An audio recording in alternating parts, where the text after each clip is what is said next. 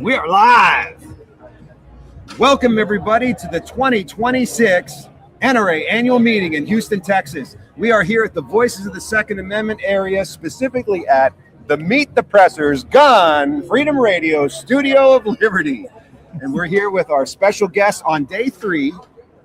And Matt, would you do the introduction for us? I don't think I can call them by their first name. They're so prestigious. Oh, hey, if that guy's here, I got to leave. Rob and Alex, how are you? Good, sir. Doing good. Appreciate Rob being Beckman on. and Alex Carroll. You guys run the NRA, as I understand it, No. We're board of directors. We're representative of the members. That's the way I look at it. Yeah. You know, that's all we are. And quite frankly, I've enjoyed yesterday talking to members about what's going on. So life member? Oh, yeah. I don't think I could be a higher life member unless I put NRA in my will. Yeah. I think that's how it works. Hey, they have a program for Yeah, that.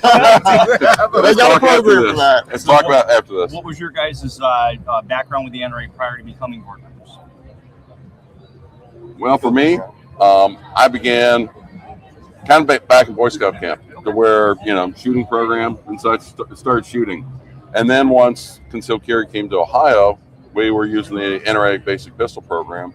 And that kind of whet my appetite to go along and ask, what can I do? So I became an NRA instructor, rifle, pistol, shotgun, became a training counselor for it, and, started pushing the program and get more involved from the education training part of it. And then 2019, I call it my watershed moment because I was there in Indianapolis when the member meeting, completely fell apart when people were questioning what Wayne LaPierre was doing, and basically committed myself to saying, hey, we got to make some changes because the members are not being represented. So that's kind of led to where we are today, to where last year I stepped up to be a board member or to be on ballot, and this year I got elected.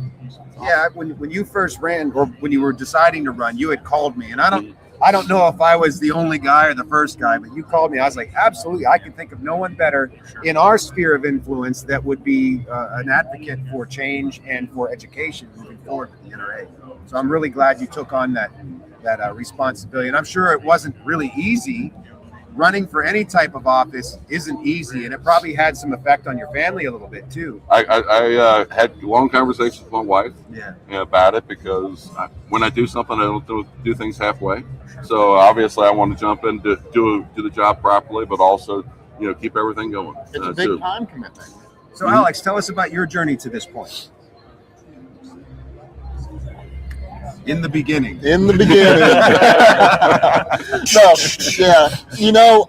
Man, I've been literally a member with the NRA since I was about 14. I used to go over to my grandpa's house, my grandma and grandpa, right? And my uncle, who still lived there at the time as a young man, had the American Rifleman. He was a member. He had the American Rifleman magazine hanging out, there on the footstool and stuff like that. And I loved that. I just flipping through and looking at all the guns, right, as a kid. And so I had to get a subscription to the American Rifleman. Well, the way to do that was to become a member. There you go. So that's how it all kind of, and then, just as I grew up and kind of became more civic minded and everything, I cannot possibly think of an hour that I could spend that would be more productive in protecting our future than being with the NRA. We love the First Amendment, and the Second is what allows us to keep the First. And I know that that's a gruesome thought for some people, but it's reality, and you can look throughout the rest of the world and prove it. Mm-hmm. Sure. There's examples all throughout history. History and current history. Yeah. And right now. Yeah, look at Iran. Vivek Ramaswamy running for governor in Ohio, right? Good guy. I remember when he got up and said, he read off this really, great sounding, the people shall have the right to defend themselves and blah, blah, blah. And he said, that's in the Iranian Constitution. Mm-hmm. Well, they took all that out, right? And he said something similar. He said, that's in the Chinese Constitution. Jeez. So people have the theoretical rights to protect themselves in these countries, but once they take those weapons away, I don't care what that piece of paper says, it's over. I think COVID was a good example of what people would be. No, don't call it COVID. Nope. It's the government overreach phase. Yes. Yeah, I think that was a good litmus test for politicians to see Uh-huh. what we would do. Oh, and they have data on it now. Oh yeah, absolutely. They Do know they? what percentage of people are going to rat out their friends, what percentage of people will just lock down and comply, and yeah, they got data. Oh, okay, yeah. Of course they do. Yeah. Starts thinking about after the Second World War, and you got the communist bloc, Eastern Communist bloc, how people would be ratted out and everything else like that. And that's one of the things I don't want to see us get to the United States. Government should not be having that kind of overreach. Yeah, Sure. I agree. For sure. So, Alex, I dare say by your accent, you're not from Boston. No. So funny story. I was born on the south side of US 40 in Indiana. So that's the reason. Oh, okay, on the south side. South side of US 40. So the other side, they talk different? I think that's the case. So where are you now? What area? I'm in the eastern part of central Indiana. Okay. Oh, Yeah. So you guys aren't too far. No, we're not that far apart. No. Damn near neighbors. So did you guys know one another before No. you got on the board? Look at that, making Nope. new friends even. Yeah, we have. That's right. We have. We've had many conversations That's awesome. this weekend. Yeah, that's interesting. I had a very similar experience as a kid. I loved looking at the American Rifleman, and I actually liked that Insights magazine, the kids magazine. Yeah. So I actually joined when I was 8 years old, and I did it on my own. And Yeah. I That's awesome. let my membership lapse in my early 20s, Sure. and then in my early 30s, I went ahead and joined back up again. I wish I would have, looking back, kept that going. Hey, listen, it still counts. I was cleaning out an old box just a few weeks ago, and I found my original NRA card. I took a Frame picture of it. that. I should post Sweet. it That's up on. freaking cool. Yeah. Those are cool. Yeah, very much. So what kind of committees are you guys involved in? What kind of things can you tell us without having to kill us, Yeah. unalive us? Well, I don't think we find out until tomorrow exactly which committees that we have been assigned to. Now, we have put in our desires, and I've desired to be education training, the youth, the bylaws, and I can't think of what the fourth one So is. Todd Ellis is the chair of education and training, right? Yep, and I've already talked to Todd. So I've been talking to education training, talking to Todd, state associations. That's the fourth one Okay. that I was thinking about. Todd's also over that one too. So you have to be on 4. Yep. No, 4. maximum 4. Yeah, he heads up Keystone. Yep. Yeah, Exactly. yeah. And the big thing about that is I want to put my energy as far as training counselor, going along and talking to, thousands of students, training hundreds of instructors to go along. Okay, what can we do to improve the education training? Because really, when you think about the NRA, yes, the NRA does a great political, effort in Washington, D.C. and the state capitals. But the rubber meets the road really when it comes to the individual citizens, and going along and teaching them basic firearms, rifle, shotgun. To help them be better, well-regulated in the true sense of what that means. And concealed carry, whatever, it starts, when they're young in scout camp, all the way up to, adulthood, to go along and understand that we don't have a fully semi-automatic machine gun. That just does not happen. And those are some of the things. The only way to fix that is through education, and that's having good educational materials, having good outreach programs to stem the tide of the politicians, because we see a lot of stuff coming from politicians and activist groups that are completely devoid of reality. Yeah. When you hear them talking about fully semi-automatic, it's like, what in the heck's that? One thing that's interesting to consider, I study propaganda. Mhm. It's something I've studied, and like if you look at German propaganda and Russian propaganda especially, you see a lot of that happening now. And a lot of gun owners will look at these politicians and say, they don't know what they're talking about. They're ridiculous. But in fact, what they're doing is they're repeating a narrative that the masses will start to believe because they've heard it enough. Planting the seeds. It's just like AR-15. Yeah. AR stands for assault rifle, right? No. Not Armalite rifle.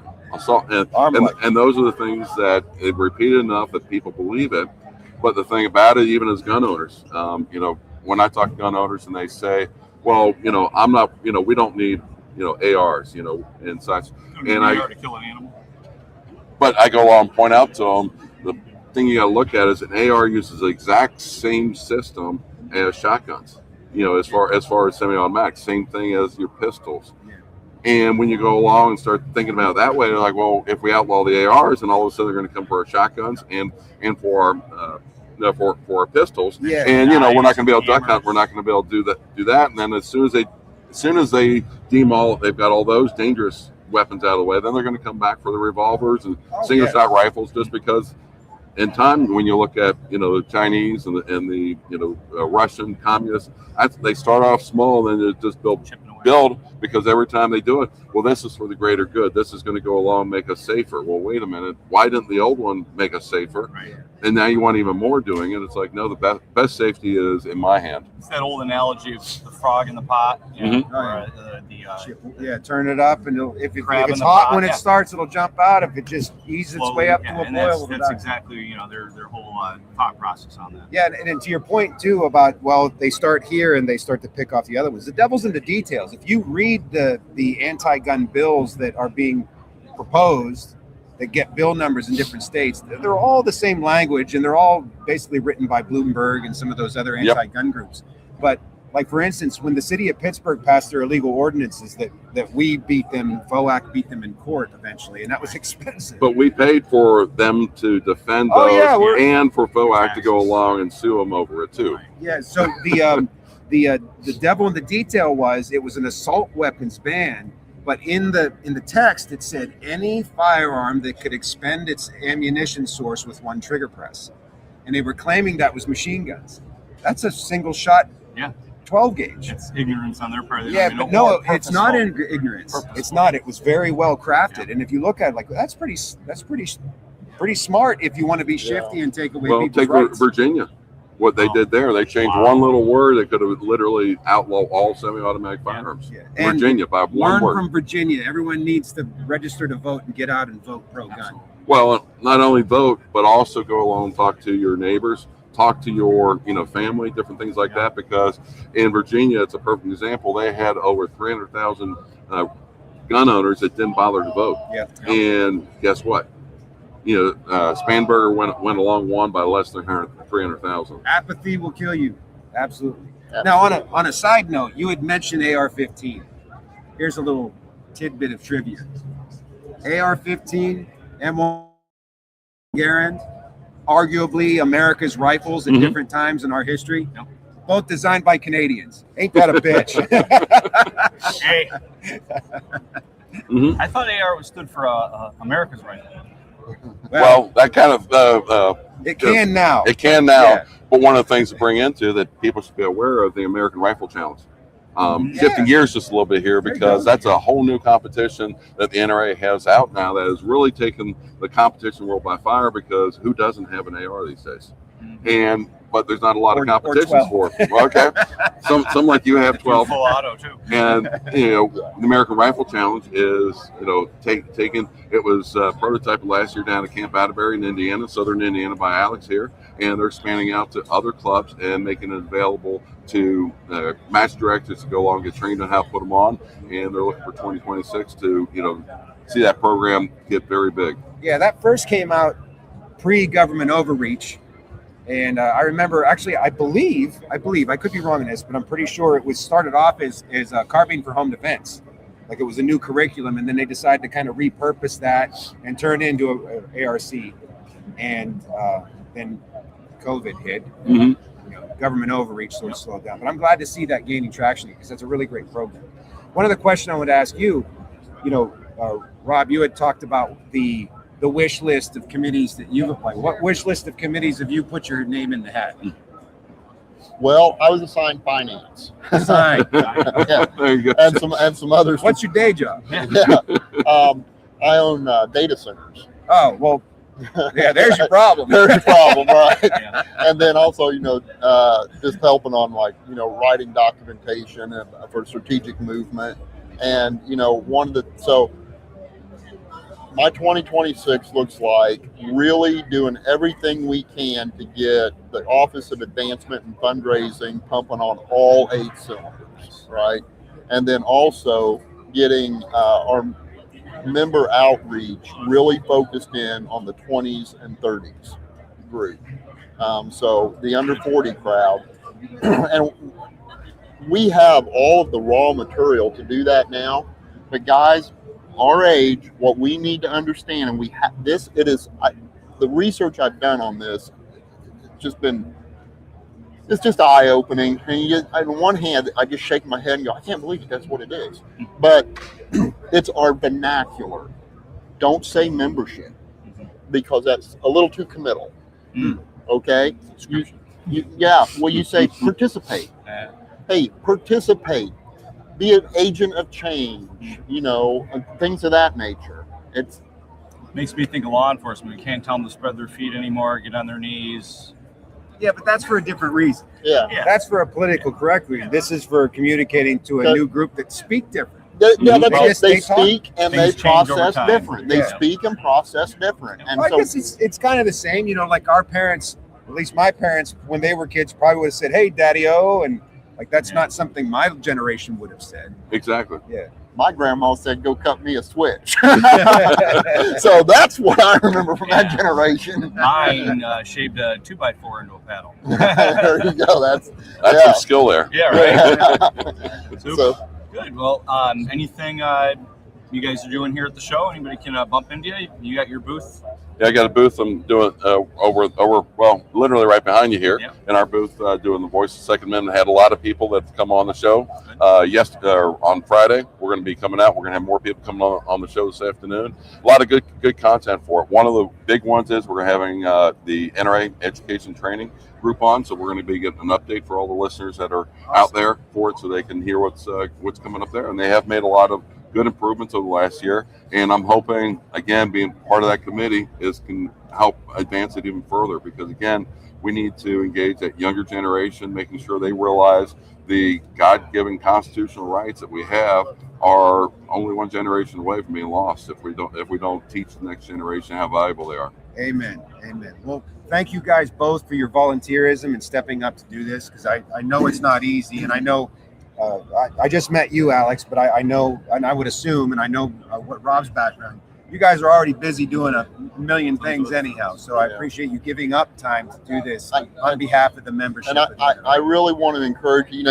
You three guys do something I don't, and that's you're getting out here on this podcast all the time, and you're creating content and getting the message forward, right?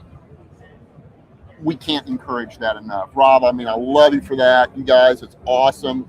And I'll always be here to support you on anything you guys need. I'm a phone call away from all three of you. Hey, one last thing to go along, remind all listeners about that is really, really important for them to know. The NRA app got released a couple weeks ago, and the NRA app is version 1.0, so it's not perfect, but it's going to be the new communication channel, because again, as Alex was talking about, the NRA is understanding that we need to go along and reach the younger generation where they are on their phones. Give them resources on the phone. Let them see the legislation's coming up. Let them see what training and education is available around them. And it's going to be a one-stop shop for NRA members to do things there. And that's going to be a great, as we see the 2.0, 3.0 come out in the future.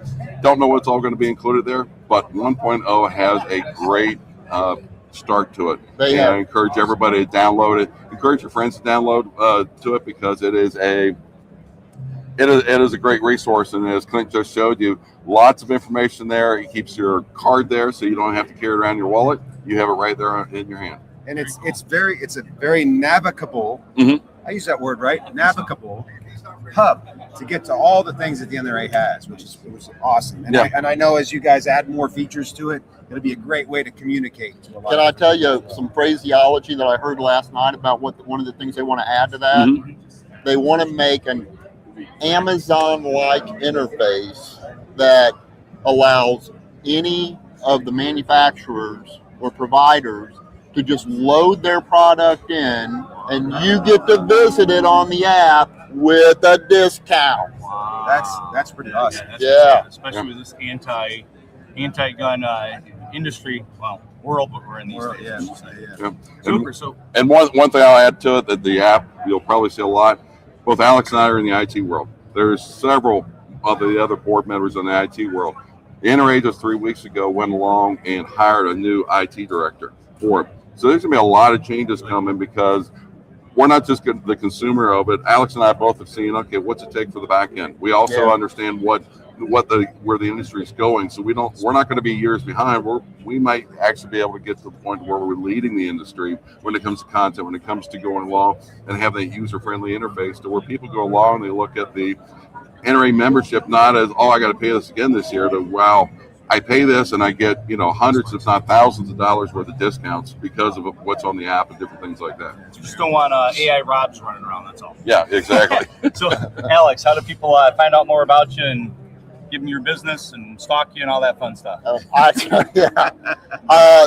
only social media I do is on X. Okay. So I've got a X account, Alex_J_Carroll.